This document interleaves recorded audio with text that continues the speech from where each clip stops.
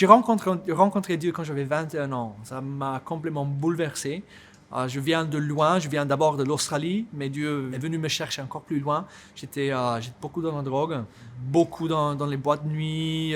Donc voilà, un jeune assez normal à l'époque, hein, pas méchant, pas violent, timide, pas sûr de moi-même. Et donc dans la drogue, j'ai trouvé une fuite. J'ai trouvé une fuite, je m'amusais beaucoup. La musique et la drogue, ça se mariait vraiment bien. Je fuyais dans tout ça et je quittais ce monde en fait. J'avais toujours ce désir de quitter ce monde, d'être ailleurs. Ce monde ici ne me satisfait pas.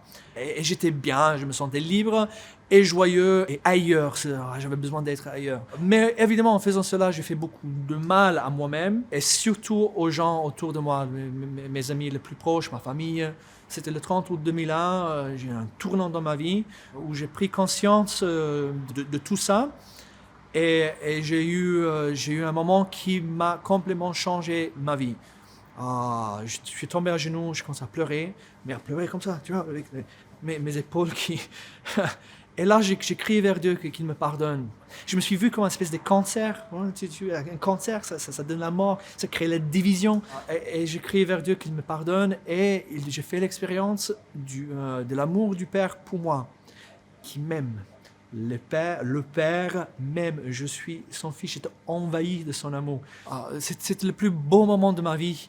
Et je sentis à l'intérieur de moi une espèce d'impulse qui fait que je devais changer ma vie. Je devais changer ma vie, radical. Donc je suis allé en ville pour voir mes amis parce qu'il fallait que je coupe mes rapports avec eux parce que ce milieu-là, c'était toxique pour moi.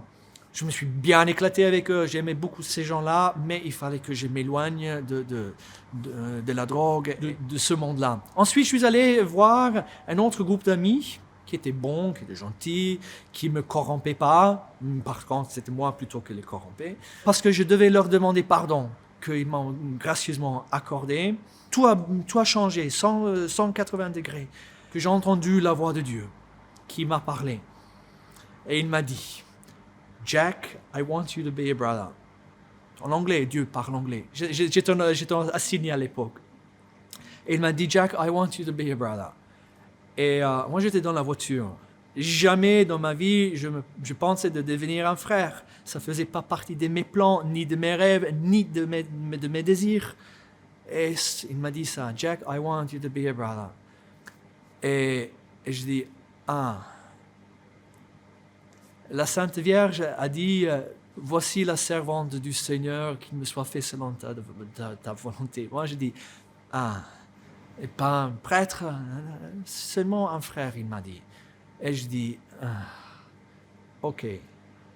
C'était le moment où j'ai reçu mon appel, c'est le moment où Dieu m'a réveillé, c'est le moment où il m'a pardonné, c'est le moment où ma vie est renée. C'était la plus beau expérience de ma vie. Dieu existe.